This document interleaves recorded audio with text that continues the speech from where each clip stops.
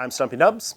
Recently, I purchased this wonderful shaker chest of drawers, and I thought it would be fun to date it.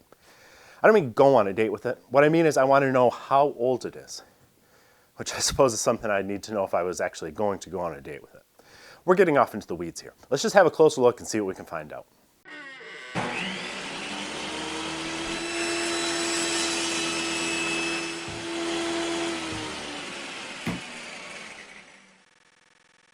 The heyday of the Shakers was the 19th century. They grew from a handful of groups in the 1790s into 20 separate communities by the mid-1800s. They were known for a lot of things, including their fancy dancing. But today we remember the Shakers as master woodworkers. While not all of them had big woodworking shops, and even few sold their furniture to the public, some made quite a business out of furniture making, especially chairs. Their decline began around the 1890s, and by the 1930s, the Shaker communities were mostly gone. I suppose that's bound to happen when you forbid your members to marry or have children. Anyway, we've been examining this early chest of drawers to determine if it was actually built by Shaker craftsmen or if it's merely built in the Shaker style. In our last video, we examined the materials and the techniques and found them to be consistent with authentic Shaker construction, which was known for its high quality. But for this to be a true piece of Shaker history, I would also expect it to be at least 100 years old. So let's talk about how we can determine when this beauty was actually made. Right off the bat, I can see something that's going to make our job more difficult. This piece has been restored. We can see repairs made to the bottoms of the drawers, and the drawer slides inside have been replaced as well, as we saw in our last video. The finish isn't original either. We would expect to see, for example, scratches around these knobs from generations of people grabbing a hold of them to pull the drawer open. The finish on this, though, is still in really good condition for its age. We don't also see any of the cracking or flaking that we would expect to see if this was a century-old piece. Cherry darkens with age, especially the parts that are exposed to light. So when we remove a knob, we would expect to see a contrasting color where the UV rays have not been able to reach the material. There is a little bit here, but not nearly enough. The fact that I don't see that is also disappointing for another reason. That footprint could have been used to determine if the knobs themselves were original, based on whether the size of the knob matched the footprint that was on the front of the drawer. But that evidence was removed with the original finish, probably within the last 20 or 30 years. Of course, there are other ways to tell if the knobs are authentic. We could just flip them over. You can see marks left behind by the lathe spur, but you can also see rows of indentations. I don't know enough about modern knob manufacturing to tell you what caused these rows of indentations, but they were clearly made by a machine. And since everything else on this piece is very much handmade, it's a pretty safe bet that these knobs are later additions. So they aren't going to help us to date this piece. However, the screws that were used to attach the knobs do give us a clue.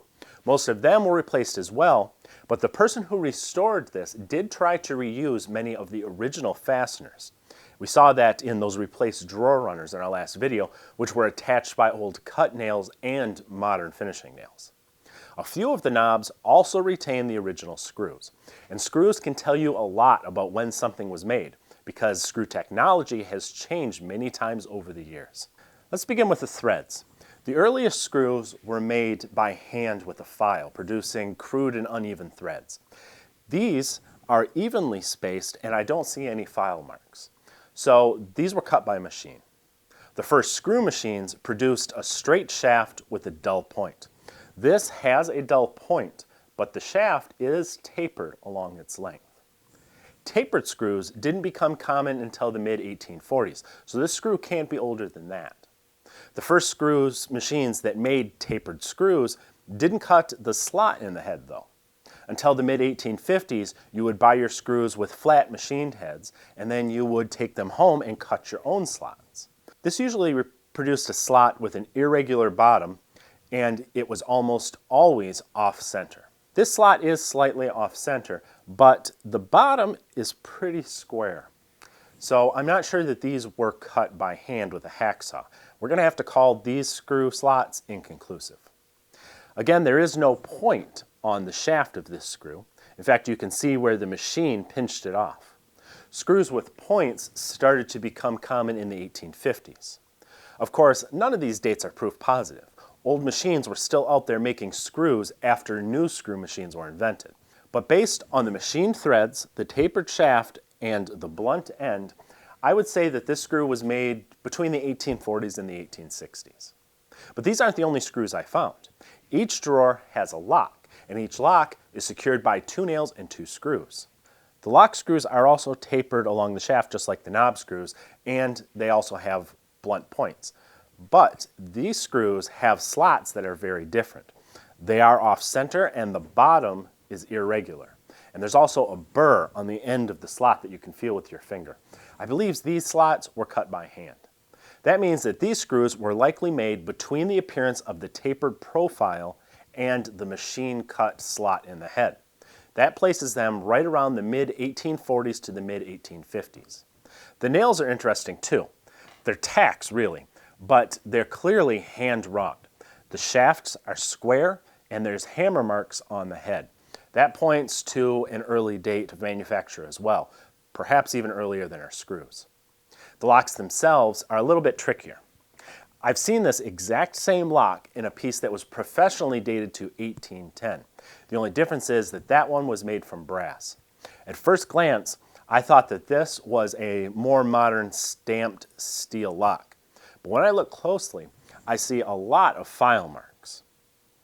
This lock was obviously handmade. It is rolled steel though. The first rolled steel became common in America in the end of the 18th century. And this particular example looks like it was made early on in that material's development. For example, they used way too much heat in the process, which created the bluing and may have even created this grain pattern that we see on this piece. This isn't a modern high-quality steel by any means. You can in fact see how it cracked when it was bent into shape, and they had to fix that. Stamped steel parts have been around since the mid-1840s, but I don't think the parts of this lock were stamped, mostly because the holes are irregularly spaced and the corners aren't even close to 90 degrees. While I can't date it to an exact period, I think that the locks are at least as old as my screws. Now the screws and the nails happen to come out easily, which was really fortunate for me. There are other nails on this piece that I won't attempt to remove. Some of them were most likely added when repairs were made, others look like they could be original. For example, on the back, there are some cut nails that peg some of these tenons. These are difficult to date from the little bit of head that's visible, but they're not at all inconsistent with the 1840s or the 1850s date that we get from the screws and the locks. So the hardware seems to be about 170 years old. Is that consistent with the rest of the evidence? Unfortunately, the patina on the outside was removed when it was refinished, but the secondary wood inside was not touched. In fact, no finish was ever applied to it. You can see that the poplar has developed a deep, dark color, and that's without much UV light inside the case getting to it, which would have sped up the darkening process. This wood is very old. Likewise, the drawers themselves show significant wear.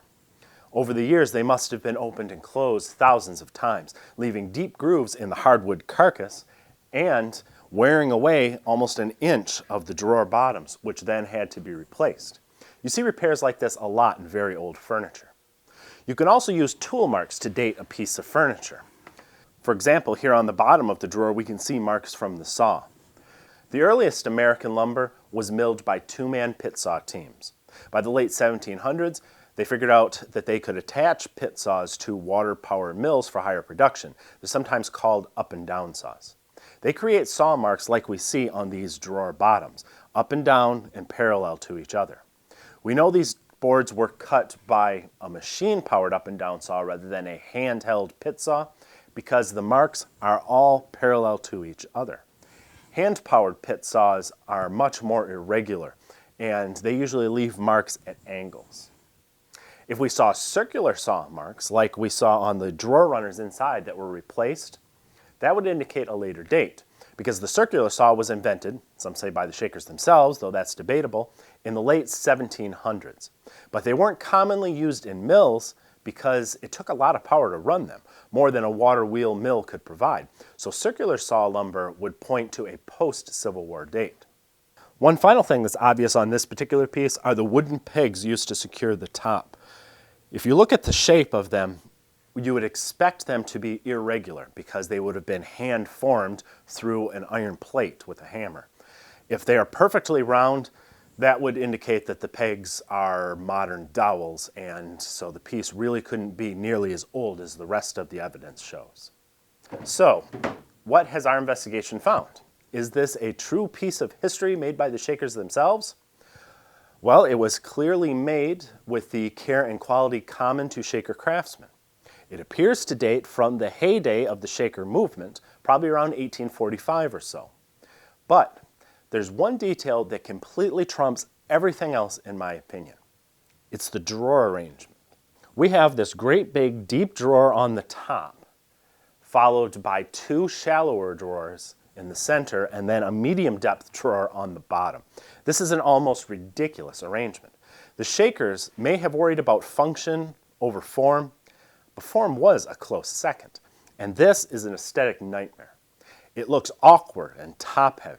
It's entirely inconsistent with the way the Shakers did things.